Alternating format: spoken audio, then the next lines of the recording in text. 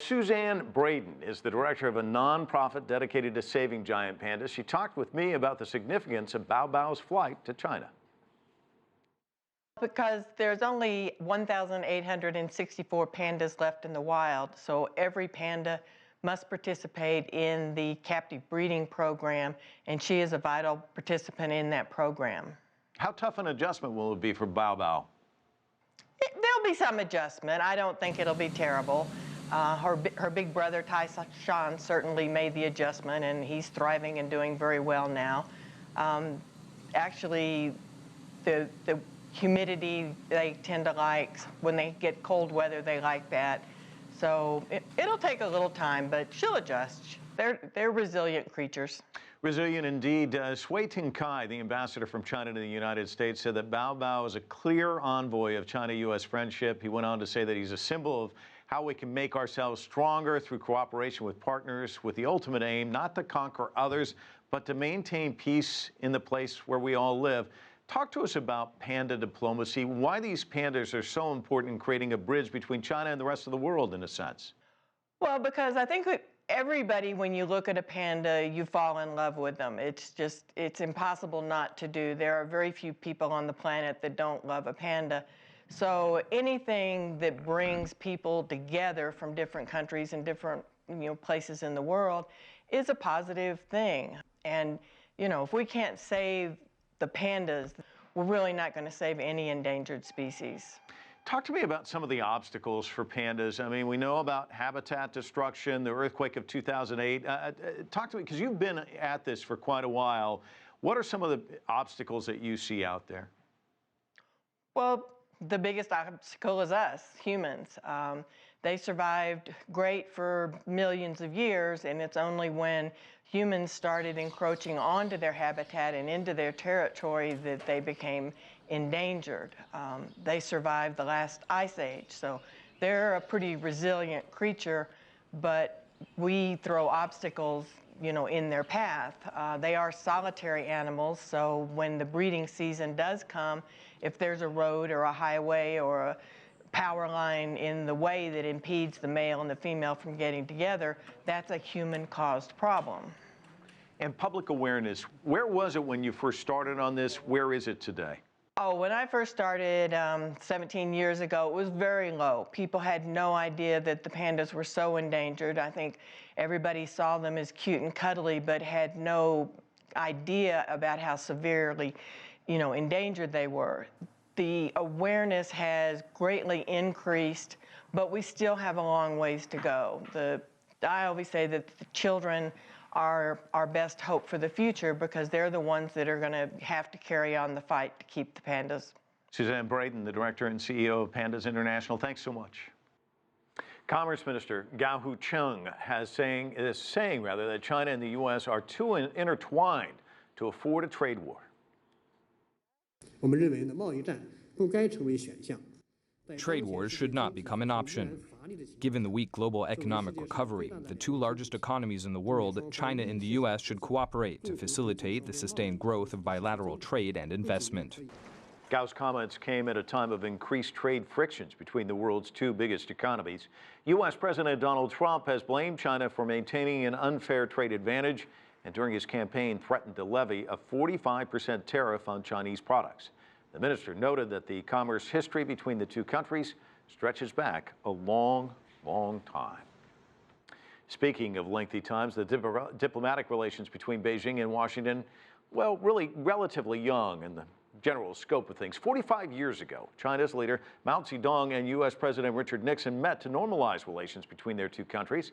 The meeting in Beijing was brief, but it set the scene for what's become the most important economic relationship in the entire world. CGTN's Owen Faircloth takes a closer look back at the historic encounter. China's Mao Zedong and Richard Nixon forge a new era with one handshake. Their hour-long discussion was a leap into the unknown after decades of hostility.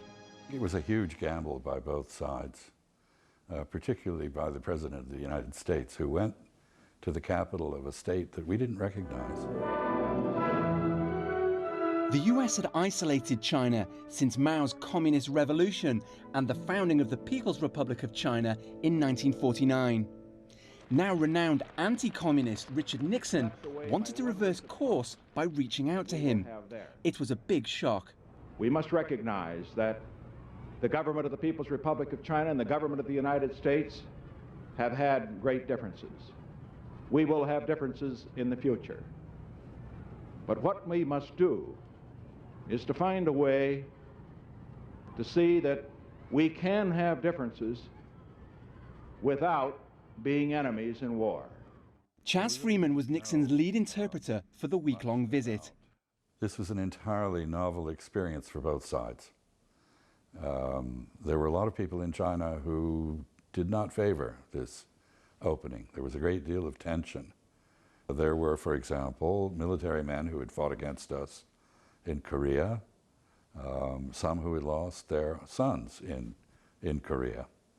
On the other hand, Chinese and Americans find easy rapport. We get along. We don't have the same sense of humor, but we both have a sense of humor. And it was a convivial occasion, despite the tension. Mao and Nixon avoided controversial topics in their meeting. Instead, the US did the hard talk with Premier Zhou Enlai, as both sides worked on a communique setting out their respective positions on a range of issues where they disagreed. It wasn't easy. The purpose of that was to reassure allies on both sides that we weren't selling them out. The Chinese had to convince the North Koreans, we had to convince the South Koreans, and the same with the North and the South Vietnamese. So those discussions were very rancorous.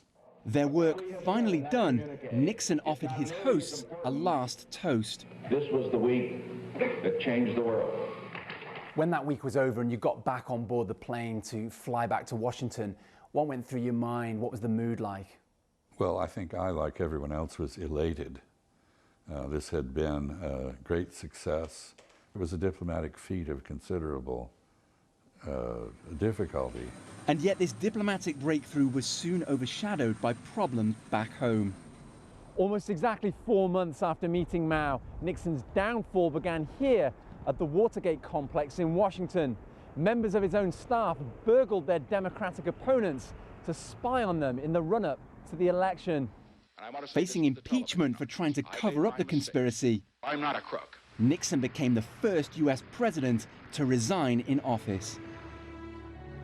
Nevertheless, Mao and Nixon had carved a path for successive leaders from both sides to build on that relationship. Their interconnected economies now account for nearly 40% of the world's total output.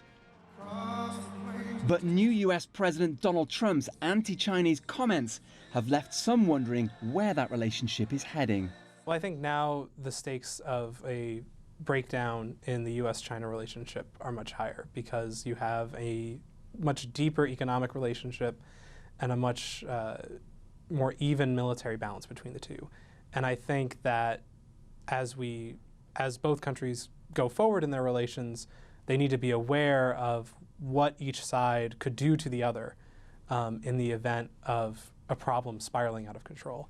On the Chinese side, there is a mood of nationalism, assertiveness, a pride in China's return to wealth and power, and less willingness to compromise than in the past. So the relationship is in a delicate moment. Perhaps more reason than ever to draw lessons from the past. Owen Fairclough, CGTN, Washington. The former chief executive of Hong Kong awaits his fate. The High Court will soon announce its sentence for Donald Tsang. Will he be the first top Hong Kong politician put behind bars?